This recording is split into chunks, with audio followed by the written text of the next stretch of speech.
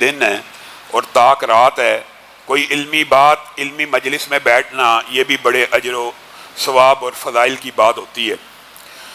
معزز سامعین گرامی قدر، نبی کریم صلی اللہ علیہ وسلم نے ارشاد فرمایا، قرآن پاک کی ایک 30 آیتوں کی صورت ہے، جو بندہ رات سونے سے پہلے اس کو اپنی عادت کا حصہ بنا لیتا ہے، رات سونے سے پہلے اس کو پڑھ لیتا ہے، اور اس کے اندر بھی وسعت موجود ہے۔ ایک بندے کی عادت ہے، روٹین ہے کہ وہ رات سونے سے پہلے پڑھتا ہے، اور کسی دن اس کو نیند جلدی آ گئی، وہ پہلے پڑھ لے۔ یہ بات ضروری نہیں کہ بس سونے سے متصل پڑھنا ہے، یعنی اس نے اس رات میں ایک مرتبہ اس کو پڑھنا ہے۔ ٹائم ٹیبل اور شیڈول بندہ اپنی مرضی سے بنا سکتا ہے۔ وہ پڑھنے سے فائدہ کیا ہوگا؟ فائدہ یہ ہے کہ اس اکیلی صورت کو پڑھ لینے سے بعد ایسے فضائل انسان کے مقدر میں آ جاتے ہیں جو بالعموم شہداء کے مقدر میں آتے ہیں۔ آپ کو پتہ ہے عذاب قبر سے بچنے کا سب سے آسان راستہ کیا ہے؟ جہاد فی سبیل اللہ، کہ بندہ اللہ رب العزت کی بارگاہ میں جہاد کرتا ہوا شہید ہو جائے۔ اور لوگ جہاد بالعموم اسی غرض و غایت کی وجہ سے کرتے ہیں کہ اللہ کی بارگاہ میں ہم جہاد کریں گے، خون کا پہلا قطرہ بھی زمین پہ گرے گا، اللہ رب العزت ساری خطاؤں کو معاف کر کے روح کو اپنے پاس بلا لیں گے، عذاب قبر سے محفوظ ہو جائیں گے۔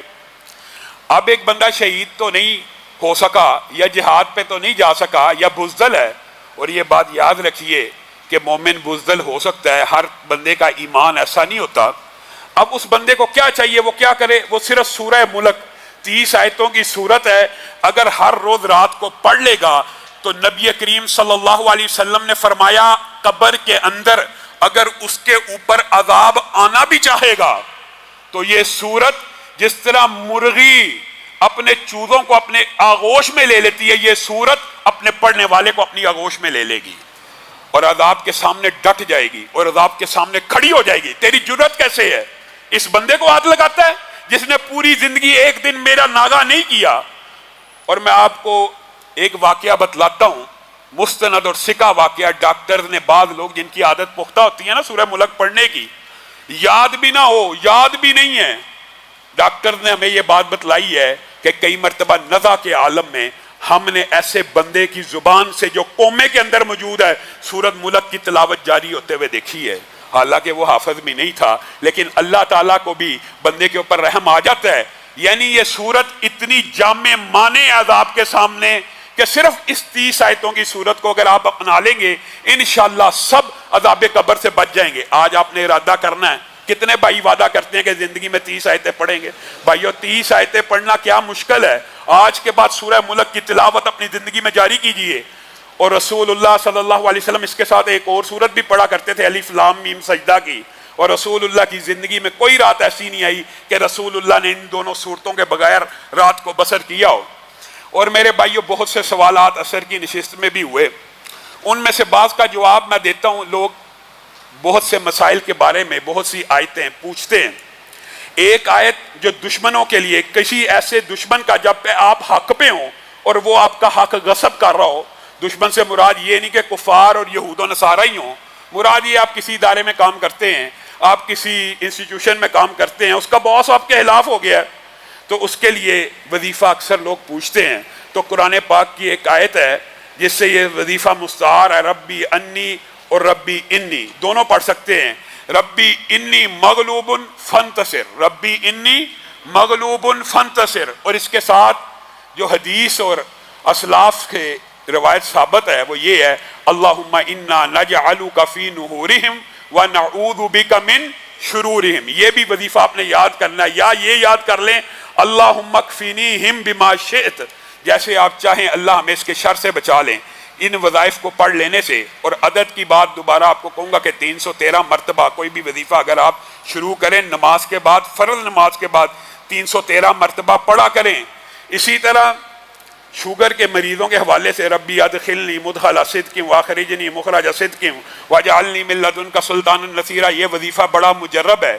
اسی طرح مختلف بیماریوں کے حوالے سے بہت سے وظائف ہیں، لیکن اگر انسان کسی ایسی سچویشن میں پھنس جائے کہ جہاں سے اب نکلنے کی امید نہیں، بندہ وینٹیلیٹر پہ چلا گیا ہے، بندہ ایسی حالت میں پہنچ گیا ہے کہ اب نکلنے کے امکان کم ہیں، تو اس وقت یہ وظیفہ بڑا مجرب ہے، لا الہ الا انت سبحانک انی کنت من الظالمین، کیونکہ یونس نے بھی یہ اس وقت پڑھا تھا جب ظاہری کوئی سبب باقی نہ تھا، اندھیرا تھا، مچھلی کے پیٹ کا اندھیرا، سمندر کا اندھیرا، رات کی تاریکی کا اندھیرا، اور اللہ تعالیٰ نے الفاظ کیا کہے ہیں؟ اللہ تعالیٰ نے کہا اگر یہ نہ پڑھتا، یونس نبی ہے، سارے نبی بھی اللہ کے در کے فقیر ہیں، یہ یونس اگر یہ دعا نہ کرتا لَلَّبِثَ فِي بَطْنِهِ إِلَىٰ يَوْمِ يُبْعَثُونَ، تو ساری زندگی اسی مچھلی کے پیٹ میں رہتا۔ گویا لا الہ الا انت سبحانک انی کنت من الظالمین آپ نے کثرت سے پڑھنا ہے۔ کثرت سے پڑھنے سے آپ جتنی مرضی بڑی مشکل کا شکار ہوں گے انشاءاللہ، نکالنا تو مشکل سے اللہ ہی نے ہے، اور اللہ ہی انسان کو طریقے ذریعے بتاتا ہے کہ جو انسان پڑھ لے تو انسان مشکلات سے بچ جاتا ہے۔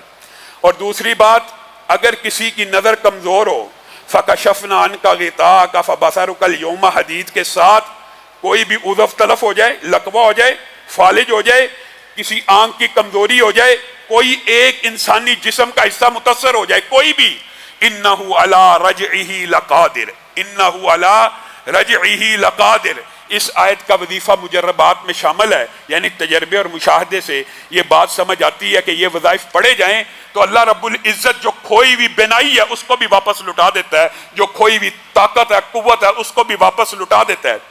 اسی طرح بہت سے وظائف اور بھی قرآنی آیات سے علماء نے، سورہ مریم کے حوالے سے آپ کو پتہ ہے، یہ بات معروف ہے کہ اگر حالت حمل میں کوئی عورت پڑھے تو اس کی بہترین صورت ہو جاتی ہے، اور بہترین سیرت کے اعتبار سے ربی حبلی من الصالحین بھی ہے کہ جو صرف صورت کو نہیں سیرت کو دیکھنا چاہتا ہے وہ اپنے بچے کے لیے کثرت سے یہ دعا کرے۔ یہ قرآنی جو دعائیں ہوتی ہیں یہ انسان کو لازمی فائدہ دیتی ہیں۔ یہ نہیں ہو سکتا کہ بندہ اللہ رب العزت کی بارگاہ میں دعائیں کر رہا ہے، وظیفے کر رہا ہے کسی کام کے لیے تو وہ کام نہ ہو۔ اور ایک اور بات جو آج آپ سب نے، کئی مرتبہ انسان کے دل میں گھٹن ہوتی ہے، تنگی ہوتی ہے، وسوسہ ہوتا ہے، شیطانی حملے ہوتے ہیں، انسان انٹرویو دینے جا رہا ہے، انسان پیپر دینے جا رہا ہے، انسان کسی کے سامنے کھڑا ہونے سے ڈر رہا ہے، جناب میرا انٹرویو ہے، بہت بڑا افسر ہے، میں اس کے سامنے انٹرویو کیسے دوں گا؟ انسان اور خطیب اور علماء بھی جب سٹیج پہ آتے ہیں، ممبر پہ بیٹھتے ہیں تو یہ وظیفہ پڑھتے ہیں۔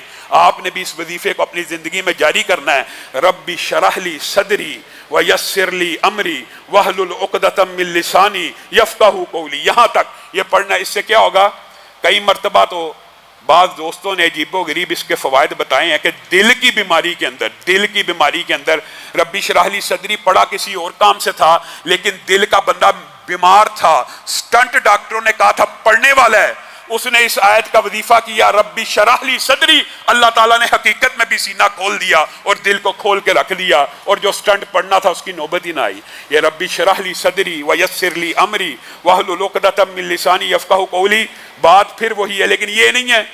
علامہ صاحب نے وظیفہ بتایا تھا، ایک دفعہ پڑھا نتیجہ نہ نکلا۔ آپ نے کوئی بھی وظیفہ، اگر میں اپنے تجربے اور مشاہدے کی روشنی میں کہہ رہا ہوں، آپ نے کوئی بھی اگر وظیفہ کرنا ہے فرض نماز کے بعد اس کا عدد 313 بنانا ہے، اور اگر آپ یقینی کامیابی چاہتے ہیں پہلے 7 دن کا وظیفہ کریں، اور اگر 7 دن میں کام نہ ہو تو 41 دن یا 40 دن کے اندر وظیفہ کریں، اللہ رب العزت ضرور بھی ضرور کامیابی عطا کرے گا۔ جس مقصد کے لیے آپ جو بھی وظیفہ پڑھنا چاہتے ہیں اس کے اندر اس عدد کا آپ نے خیال رکھنا، کیونکہ یہ کثرت کے اندر جب وظیفہ چلا جاتا ہے۔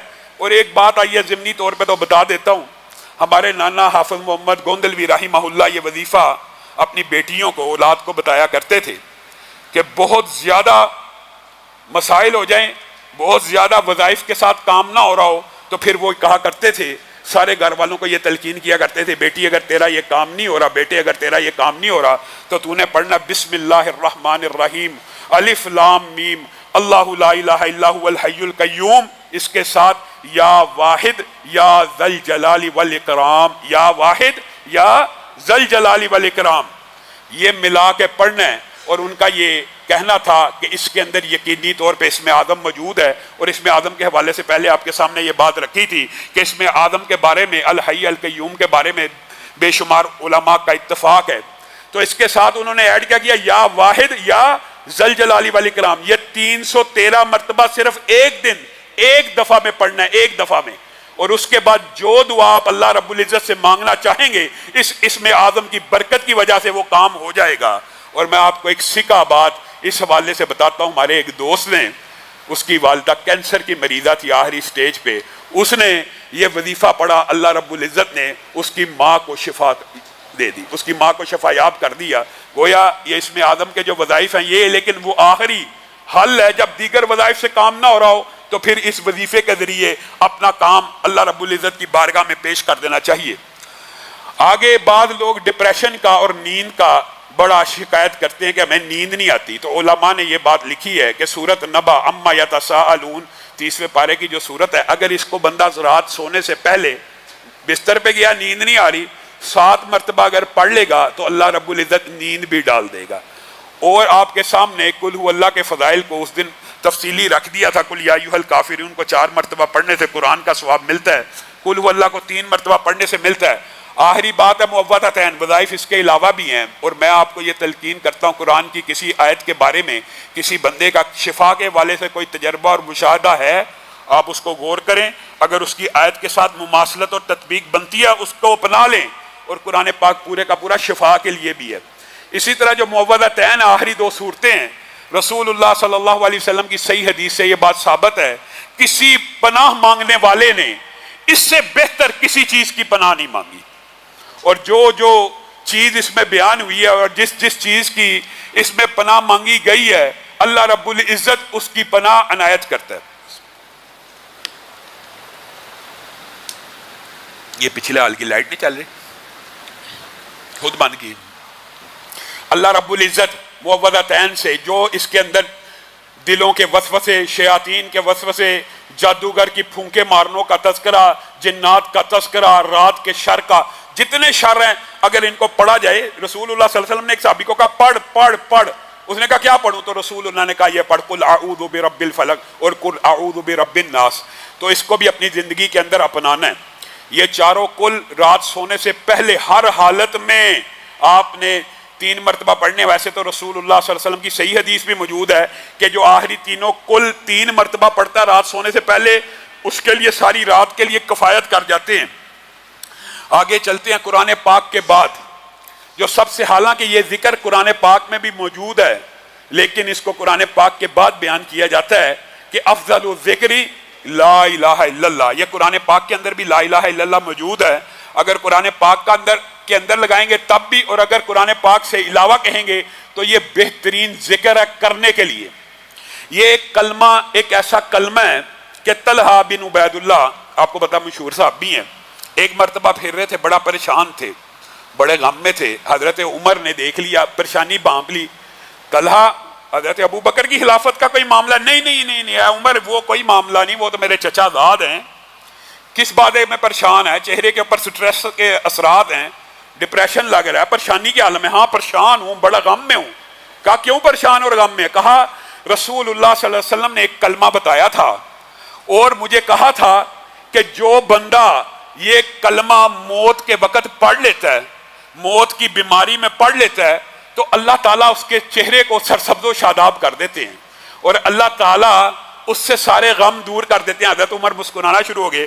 اور طلحہ تجھے کیا پتا، تو یہ کلمہ بھول گیا اتنی جلدی؟ وہ کلمہ مجھے پتا ہے. اے عمر آپ کو پتا ہے؟ ہاں. وہ بتائیے. کہا وہ کلمہ لا الہ الا اللہ ہے. طلحہ بن عبید اللہ نے کہا ہاں آپ نے مجھے یاد کرایا، بس میرے دماغ سے نکل گیا تھا، بے شک یہی وہ کلمہ ہے. میرے بھائیو، اس حدیث کے اندر طلحہ بن عبید اللہ نے کیا کہا ہے؟ رسول اللہ نے کہا ایک کلمہ ہے جو بندہ موت کے وقت، اور اس کی محدثین نے تشریح کی ہے جس بیماری میں موت آنی ہو، مثلا ڈاکٹر نے کہہ دیا کسی کے بارے میں کہ آپ 5 سال اور جئیں گے، 1 سال اور جئیں گے، 10 دن اور جئیں گے، ایسی بیماری میں بندہ چلا گیا کہ جس کی بیماری کے اندر موت آنی ہے، کینسر ہو گیا ہے، کوئی ایسی بیماری ہو گئی ہے، ڈاکٹروں نے جواب دے دیا. اب صرف خلوص دل سے ایک کلمہ کہنا ہے، وہ کیا ہے؟ لا الہ الا اللہ. اس کلمے کی فضیلت سنیے. موت کے وقت آپ کو پتا ہے، موت جب نزع کا عالم ہوتا ہے یا جو گھبراہٹ ہوتی ہے موت کی، ابھی بندہ مرا نہیں بھی ہوتا، بندے کو پتا لگ جائے نا ڈاکٹروں نے جواب دے دیا، اس کا دماغ گھومنا شروع ہو جاتا ہے، ڈپریشن میں چلا جاتا ہے. ساری زندگی جو کمایا تھا وارثوں کا ہو گیا، بیٹوں کا کیا بنے گا، بچیوں کا کیا بنے گا، رشتہ داروں کا کیا بنے گا، وہ بیٹی کے حالات تو بڑے تنگ ہیں، اس کا کیا بنے گا، بچہ تو بڑا چھوٹا ہے، اس کا کیا بنے گا. یعنی بذات خود موت ایک غم کی کیفیت بھی لے کے آتی ہے بندے کے اوپر. انسان نے زندگی میں جو کچھ کیا ہوتا ہے وہ سارے کے سارے غم اس کا پیچھا اس وقت کرنا شروع کر دیتے ہیں جب بندے کو پتا چل جاتا ہے ڈاکٹر نے جواب دے دیا ہے، یا اس کو پتا لگ جاتا ہے میری حالت اب بگڑنے والی ہے، میں اس مرض کی آخری سٹیج پہ پہنچ چکا ہوں، تو وہ جو غم ہے وہ ایک ہی کلمے سے دور ہوتے ہیں جب بندہ اس عالم میں یہ کہتا ہے نا لا الہ الا اللہ، اللہ نہ پہلے کبھی عبادت کا کوئی فعل تیرے علاوہ کسی کی بارگاہ میں سر انجام دیا تھا۔ اور میرے بھائیو یہ بات بڑی اہم ہے، لا الہ الا اللہ صرف زبان سے نہیں کہنا، خلوص سے کہنا ہے۔ حدیث کے الفاظ ہے خلوص سے۔ خلوص کیا ہے؟ خلوص یہ ہے کہ اللہ آپ ہی عبادت کے لائق ہیں، عبادت کا چھوٹے سے چھوٹا فعل، نظر عبادت ہے کہ نہیں، نیاز عبادت ہے کہ نہیں، ذکر عبادت ہے کہ نہیں، رکوع عبادت ہے کہ نہیں، سجدہ عبادت ہے کہ نہیں، دعا عبادت ہے کہ نہیں، یہ سارے کے سارے اعمال کس کے ساتھ خاص کرنے ہیں؟ اللہ کے ساتھ۔ پھر زبان سے کہنا ہے لا الہ الا اللہ، تو موت کے وقت اگر جتنے بھی غم انسان کو تنگ کر رہے ہیں سارے کے سارے دور ہو جائیں گے، صرف ایک مرتبہ زبان سے یہ کہنا ہے۔ اور دوسری برکت کیا ہے؟ دوسری برکت یہ ہے کہ موت کے وقت اللہ تعالیٰ اس کے چہرے کو سرسبز و شاداب کر دے گا۔ آپ نے کئی مرتبہ علماء، واعظین، خطباء اور محدثین کے چہروں کے اوپر وہ بشاشت دیکھی ہوگی جو موت کے وقت آتی ہے، اور وہ اس لیے آتی ہے کہ ان کا آخری کلمہ لا الہ الا اللہ کا ہوتا ہے۔ رسول اللہ صلی اللہ علیہ وسلم نے فرما دیا جس بندے کا آخری کلمہ لا الہ الا اللہ ہو گیا وہ جنت میں داخل ہو گیا، چاہے جو مرضی عمل کرتا رہا تھا دنیا میں، آخری وقت میں بھی یہ کہہ دیا اللہ نہ پہلے کسی کی عبادت کی تھی نہ آئندہ اگر تو نے مہلت دی کسی کی عبادت کروں گا، بندہ جنت میں داخل ہو گیا۔ اور حضرت آدم نے صحیح حدیث کے جو الفاظ ہیں اپنے بیٹے کو وصیت کرتے وہ کیا کہا تھا؟ کہا تھا لا الہ الا اللہ اتنا وزنی کلمہ ہے، اتنا وزنی کلمہ ہے کہ اگر 7 زمینوں کو ایک پلڑے میں ڈالا جائے اور تنہا لا الہ الا اللہ کو ایک پلڑے میں ڈالا جائے تو لا الہ الا اللہ کا پلڑا بھاری ہو جائے گا۔ اور یہ کہا تھا اگر 7 زمینوں کو ایک توق سے باندھ دیا جائے، یعنی ایک زنجیر کے ساتھ باندھ دیا جائے، تو دنیا کے اندر کوئی کلمہ، کوئی چابی، کوئی چیز ایسی نہیں جو اس توق کو کھول دے، لیکن اگر اس زنجیر کے اوپر بھی لا الہ الا اللہ کو پڑھا جائے گا وہ ساری کی ساری زنجیر ٹوٹ کے ریزہ ریزہ ہو جائے گی۔ کیوں؟ آپ نے اس رب کی عبادت کا حق ادا کر دیا۔ صرف زبان سے اقرار کرنا بھی بڑی بات ہے، لیکن دل میں اخلاص بھی ہونا چاہیے کہ آج کے بعد اللہ کے علاوہ کسی کا خوف بھی نہیں ہونا چاہیے۔ خوف بھی عبادت کی ایک جزوی قسم تو ہے ہی ہے نا، اللہ کا خوف ہونا، اللہ کے علاوہ کسی سے امید بھی نہیں ہونی چاہیے، اللہ کے علاوہ نظر نیاز بھی نہیں ہونی چاہیے، سجدہ رکوع بھی نہیں ہونا چاہیے، ذکر بھی نہیں ہونا چاہیے، عبادت کا کوئی فعل بھی غیر اللہ کے لیے نہیں ہونا چاہیے، تو اللہ تعالیٰ پھر یہ فضائل دیتا ہے۔ اور اگر اس کلمے کو لا الہ الا اللہ کو جو پہلے آپ کو اس دن وظیفہ بتایا، آج اس کی فضیلت بھی بتاتا ہوں۔ لا الہ الا اللہ وحدہ لا شریک لہ لہ الملک ولہ الحمد وہو علی کل شیء قدیر، اس طرح پڑھے گا نا، پہلے تو صرف لا الہ الا اللہ کی بات کر رہا تھا، جو مکمل پڑھے گا، بخاری و مسلم کی حدیث ہے، اس دن یہ فضیلت بیان کرنے کے لیے وقت کم تھا اس لیے آج بیان کر رہا ہوں کہ 100 مرتبہ جو بندہ اس کلمے کو پڑھتا ہے، بخاری و مسلم کی متفق علیہ حدیث ہے، 100 مرتبہ پڑھنے کا اجر و ثواب کتنا ہے؟ نمبر 1، اسماعیل کون ہے؟ پیغمبر ہیں، رسول ہیں، ان کی اولاد میں سے 10 بیٹوں کو غلام بنا لیا کسی نے، اب ان کو آزاد کروانے کے لیے ایک بندے نے پیسے لگائے، لاکھوں کروڑوں پیسے سے ان بندوں کو آزاد کروا لیا، اور ایک بندے نے صرف 100 مرتبہ لا الہ الا اللہ وحدہ لا شریک لہ لہ الملک ولہ الحمد وہو علی کل شیء قدیر پڑھا۔ نبی کریم صلی اللہ علیہ وسلم نے فرمایا اس بندے کے نامہ اعمال میں 10 اسماعیل کے غلام بیٹوں کو آزاد کرنے کا اجر و ثواب لکھ دیا جائے گا۔ کیا رسول اللہ کی بات پہ شک ہے؟ تو پڑھتے کیوں نہیں؟ وجہ کیا؟ ہمیں بس پرچی چاہیے، ہمیں بس نسخہ چاہیے، جو وہ دے، اور دے بھی کون؟ جو 20 سال سے نہایا نہیں، خود نہیں پڑھنا۔ یہ 100 مرتبہ پڑھیں گے تو اسماعیل کے 10 بیٹوں کی آزادی کا ثواب ہے، اور اسی پر بس ہے۔ بہت سے بھائی سوال پوچھتے ہیں، میں آج آپ کو شرح صدر کے ساتھ یہ بات کہتا ہوں، جادو جتنا مرضی پرانا ہو، شیطانی وسوسے جتنے زیادہ ہوں، بندش، رزق، نظر بد، اسیب، جادو، بدرو، آج کل یہ بھی ایک دھندا بن گیا ہے۔ اگرچہ رقیہ شریعہ اسلام میں ہے، لیکن اب میں نے دیکھا یہ ایک دھندا اور کاروبار بنتا جا رہا ہے۔ جتنا مرضی پرانا جادو ہو، حدیث کے الفاظ کے اوپر غور کیجئے. نبی کریم صلی اللہ علیہ وسلم نے فرمایا 100 مرتبہ صبح پڑھے گا تو شام تک شیاطین اور جنات کے شر سے محفوظ ہو جائے گا. جادو کن دو چیزوں سے ہوتا ہے؟ یا جنات کے ذریعے، کاہن اپنے جنات جو ان کے مددگار ہوتے ہیں ان کو بھیج کے بندے کو ڈسٹرب کرتے ہیں، یا الفاظ سے. الفاظ کے بھی اثرات ہوتے ہیں.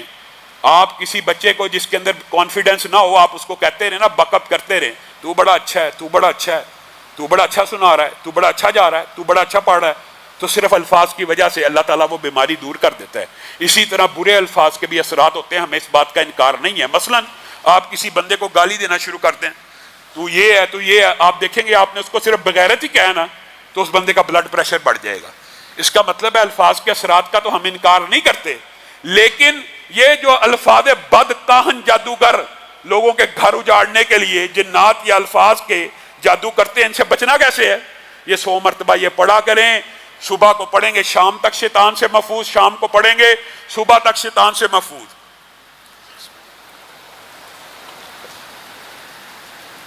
اور صحیح ابن حبان کے اندر یہ بات بھی میں آپ کو بتاؤں، یہ اللہ کو بھی پتہ ہوتا ہے بندوں کا، اور رسول اللہ صلی اللہ علیہ وسلم بھی امت کی نفسیات شاید جانتے تھے. یہ تو متفقن علیہ حدیث ہے، صحیح ہے. 100 مرتبہ پہلے کہا، لیکن ایک بندہ 100 مرتبہ نہیں پڑھ سکتا تو وہ کیا اس وظیفے سے محروم رہ جائے گا؟ نہیں. رسول اللہ صلی اللہ علیہ وسلم کی بھی حدیث بھی صحیح ہے، ابن حبان کے اندر موجود ہے. جو 100 مرتبہ نہیں پڑھ سکتا اس کو کتنی دفعہ پڑھنا چاہیے؟ 10 مرتبہ. اور 10 مرتبہ پڑھنے کا اجر و ثواب کیا ہے؟ پہلے تو 100 مرتبہ پڑھنے کے 10 غلاموں کی آزادی تھی اور صبح سے شام تک شیطان سے بچنا تھا. یہاں صحیح حدیث کے الفاظ ہیں صرف 10 مرتبہ پڑھے گا تو 4 غلاموں کی آزادی کا ثواب مل جائے گا. یعنی تخفیف کر دی آپ کے اور میرے اوپر، آسانی کر دی. پہلے 10 سے 1 آزاد ہوتا تھا، اب 10 سے کتنے آزاد ہو رہے ہیں؟ 4 آزاد ہو رہے ہیں. اور جو اگلی فضیلت ہے، اللہ کی بھی یہ رحمت ہے اور محمد رسول اللہ صلی اللہ علیہ وسلم کی بھی یہ انسان بینی کی اور امت کی نفسیات جاننے کی کتنی عظیم بات ہے. رسول اللہ نے وہ فضیلت اس کے اندر بھی نہیں چھینی. کہا جو صبح 10 مرتبہ پڑھ لے گا شام تک شیطان سے بچ جائے گا، جو شام کو 10 مرتبہ پڑھ لے گا صبح تک شیطان سے بچ جائے گا. اور جو دیگر ثواب ہے نا کہ 100 درجے بڑھیں گے، 100 گناہ معاف ہوں گے، 100 نیکیوں میں اضافہ ہوگا، وہ اضافی باتیں ہیں. اور سنن ابن ماجہ کے اندر یہ حدیث بھی صحیح ہے. بعض اللہ کو بھی پتہ بندے ایسے ماشاءاللہ مصروف ہیں، اور مصروف کن کاموں میں؟ شیطانی کاموں میں. مصروف کن کاموں میں؟ دنیاوی کاموں میں. وہ کیا کریں؟ یہ حدیث بھی سنن ابن ماجہ کی صحیح ہے، وہ 1 مرتبہ اس کلمے کو پڑھیں. اب بتاؤ کوئی بندہ ایسا بھی ہے ہم میں سے بیٹھا جو وعدہ کرے 1 مرتبہ تو زندگی میں پڑھیں گے نا؟ 1 مرتبہ پڑھنا مشکل ہے. 1 مرتبہ صبح پڑھیں، 1 مرتبہ شام پڑھیں. حدیث کے الفاظ یہ ہیں، اللہ کی رحمت ہے، اللہ کی عطا ہے. اللہ تعالیٰ کئی مرتبہ نبی کریم کے ذریعے کسی مسئلے کی کوئی فضیلت بیان کرتے ہیں، پھر اس میں تخفیف بھی کرتے چلے جاتے ہیں تاکہ وہ لوگ بھی شامل ہو جائیں جو زیادہ ذکر نہیں کر سکتے. صرف 1 مرتبہ پڑھنے سے حدیث کے الفاظ ہیں، 1 اسماعیل کے غلام بیٹے کو آزاد کرنے کا اجر مل جائے گا. گویا 100 مرتبہ پڑھنے سے 100 ہی ملنے ہیں. وہ جو حدیث ہے یہ اللہ تعالیٰ کی رحمت ہے، اللہ تعالیٰ بڑھاتا رہتا ہے نیکیوں کو. اور ویسے بھی یہ عام فہم لاجیکل بات ہے، 10 کی بات ہے تو اللہ تعالیٰ تو 10 سے ہر چیز کو ضرب نیکیوں کو دیتا رہتا ہے. گویا 1 مرتبہ پڑھنے سے بھی 1 اسماعیل کا غلام بیٹا آزاد ہوگا. اور صرف 1 مرتبہ پڑھنے سے صبح سے شام تک شیطان جنات جادو سے بچ جائے گا اور شام سے صبح تک بچ جائے گا. اب بتائیے کتنا کو پرانا جادو ہے جی، بڑا پرانا جادو ہے جی، بڑے مسئلے آ گئے ہیں جی، بڑے مسئلے. 100 مرتبہ صبح و شام اپنے گھر میں یہ وظیفہ پڑھ لیں، میں آپ کو گارنٹی دیتا ہوں جتنا مرضی پرانا جادو ہو، جتنا مرضی برا تویز ہو، جتنے مرضی اثرات بد الفاظ کے ہوں یا جنات کے ہوں، اس وظیفے کے سامنے نہ جن ٹک سکتا ہے نہ برے الفاظ ٹک سکتے. آج آپ نے صبح سے شام تک، اور لوگوں کو ابلاغ بھی کرنا ہے، یہ وظیفہ پڑھنا ہے. اور دوسرا وظیفہ جو اس دن بتلایا تھا وہ یہ تھا، سبحان اللہ والحمد للہ ولا الہ الا اللہ واللہ اکبر ولا حول ولا قوت الا باللہ. میرے بھائیو مختصر کر کے میں آپ کے سامنے رکھتا ہوں. رسول اللہ صلی اللہ علیہ وسلم نے فرمایا ہے کہ یہ جو تسبیح ہے نا یہ اللہ کو بڑی پسند ہے. اللہ کی جو تسبیح ہے نا اللہ کو پسندیدہ اعمال میں سے ہے. رسول اللہ صلی اللہ علیہ وسلم نے فرمایا اللہ کو اتنی پسند ہے کہ ایک بندہ ایک سونے کا پہاڑ خرچ کر رہا ہے، سونے کا پہاڑ، اور دوسرا بندہ سارا دن کیا کہہ رہا ہے؟ سبحان اللہ و بحمدہ، سبحان اللہ و بحمدہ، یا اللہ کی تسبیح بیان کر رہا ہے یا اللہ کی حمد بیان کر رہا ہے۔ تو نبی کریم صلی اللہ علیہ وسلم نے کہا یہ تسبیح بیان کرنے والا آگے نکل گیا، سونے کے پہاڑ کو خرچ کرنے والے سے بھی آگے نکل گیا۔ سبحان اللہ کہنے، وجہ بھی کیا، وجہ بھی سن لیجئے۔ وجہ یہ ہے کہ قرآن پاک میں بھی وجہ بیان ہوئی ہے کہ اللہ تعالیٰ نے، یہ انسان ہی کم بخت ہے، انسان ہی کم ظرف ہے، ورنہ زمین و آسمان کے مابین جتنی مخلوقات ہیں اللہ کی تسبیح بیان کرتی ہیں۔ اللہ نے قرآن پاک میں کہا ہے لیکن تمہیں ان کی تسبیح کا پتہ نہیں وہ کیا ہے۔ اور اگر انسان غور و فکر کرنے والا ہو نا، انسان کو وہ مخلوقات کی اطاعت اور تسبیح بھی مل جائے گی، مل سکتی ہے، ایک اندازہ تو لگایا جا سکتا ہے۔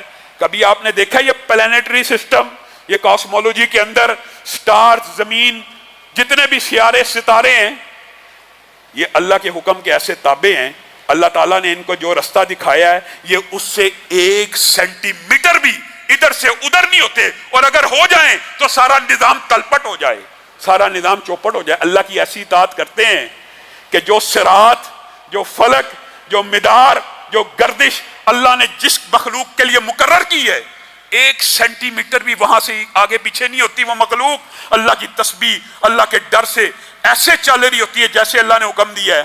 اور انسان سبحان اللہ، صراط مستقیم بھی بتا دی، قرآن بھی بتا دیا، رستہ بھی بتا دیا، پھر بھی اپنی مرضی سے کبھی ادھر کو نکل جائے گا کبھی ادھر کو نکل جائے گا۔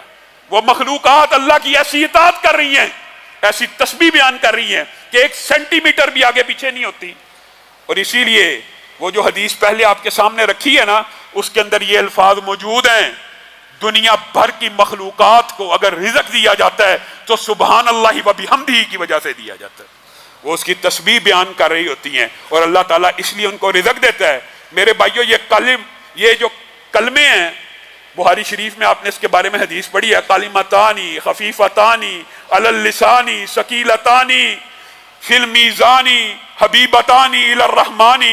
یہ 2 کلمے بڑے زبان پہ ہلکے ہیں، سبحان اللہ و بحمدہ، سبحان اللہ العظیم، کتنے ہلکے ہیں لیکن میزان کو بھر دینے والے ہیں، میزان کو وزنی کر دینے والے ہیں، رحمان کو بڑے پسند ہیں۔ وجہ کیا ہے؟ وجہ یہ، ایک تو اللہ کی آپ نے تسبیح بیان کی اور اس کے بعد اللہ کی حمد بیان کی۔ تسبیح بیان کرنے سے رزق بھی دیا جاتا ہے، حمد بیان کرنے سے رزق بھی دیا جاتا ہے، لیکن نبی کریم نے ایک عجیب بات کہی ہے، سبحان اللہ، اللہ تعالیٰ کی عطا کے اوپر بھی بندہ قربان جائے۔ نبی کریم صلی اللہ علیہ وسلم نے فرمایا جب کوئی بندہ کہتا ہے نا الحمدللہ، جب صرف یہ کہتا ہے الحمدللہ، تو اللہ تعالیٰ نے جو نعمت دی ہوتی ہے، بتائیے نعمتیں کتنی ہیں؟ آنکھ نعمت ہے، دل نعمت ہے، لاکھ روپیہ بھی نعمت ہے، کروڑ بھی ہے۔ دنیا میں آج ایسے لوگ موجود ہیں نا جن کو اللہ نے 1 ارب دیا ہوا ہے، 1 خرب والے بھی دنیا میں موجود ہیں نا۔ ایک بندے کو 1 ارب روپیہ مل گیا، سمجھانے کے لیے کہہ رہا ہوں، اس نے جواب میں کیا کہا؟ الحمدللہ۔ اللہ تعالیٰ نے یہ جملہ اتنا پسند کیا، اللہ نے کہا یہ جو الحمدللہ ہے یہ میرے عطا کردہ 1 ارب سے بہتر ہے۔ یہ صحیح حدیث کے الفاظ ہیں کہ جب کوئی بندہ اللہ کی کسی نعمت پہ الحمدللہ کہہ دیتا ہے تو اللہ ایسے بڑھ کے قبول کرتا ہے اور کہہ دیتا ہے، نوید سنا دی جاتی ہے، جو نعمت عطا کی نا وہ اس سے ہلکی ہے۔ اللہ اکبر۔ حالانکہ دیکھیے آنکھ کی نعمت انسان کو کتنی بڑی لگتی ہے، انسان سوچے اللہ آنکھ کا شکریہ ادا کرتا ہوں الحمدللہ۔ اب یہ الحمدللہ آنکھ کی عطا کردہ نعمت سے باری ہو گیا، اللہ کی مرضی ہے، اللہ کی عطا ہے، یہ اللہ کی دین ہے۔ آپ اور میں اللہ کا شکریہ ادا نہیں کرنا چاہتے؟ وہ رب اتنا رحمان ہے، وہ بندوں کو چاہتا ہے بندے جہنم میں چلے جائیں، عذاب بھگتیں۔ جب ماں نہیں چاہتی کہ میرا بیٹا آگ میں جل جائے، رب کیسے چاہے گا؟ رب نے یہ بہانے بنائے ہوئے ہیں۔ رمضان کا موسم اسی کام کے لیے آیا ہے کہ کم از کم اس میں ثواب کے وہ طریقے اختیار کر لیے جائیں۔ اور ام ہانی کی حدیث ہے، انشاءاللہ اسی وظیفے پہ بات ختم کریں گے، اگلا وظیفہ انشاءاللہ اگلے درس میں بیان کریں گے۔ یہ جو سبحان اللہ والحمدللہ ولا الہ الا اللہ واللہ اکبر ولا حول ولا قوت الا باللہ، آپ کو اس دن بتایا تھا 100 مرتبہ پڑھنا ہے، پڑھے ہیں کہ نہیں پڑھے؟ ان 10 دنوں میں پڑھنا ہے اور اپنی زندگی کے اندر اس کو جاری و ساری رکھنا ہے۔ اس کا اکیلے کا اجر و ثواب ام ہانی کی اور دوسری حدیث کو اکٹھا بیان کرتا ہوں، وقت تیزی سے گزر رہا ہے۔ وہ یہ ہے کہ جو 100 مرتبہ ان کلمات کو ادا کرتا ہے، نمبر 1 اس نے 100 قلادہ پہنے ہوئے اونٹوں کو زندہ کو اللہ کی بارگاہ میں دے دیا، نمبر ایک بات۔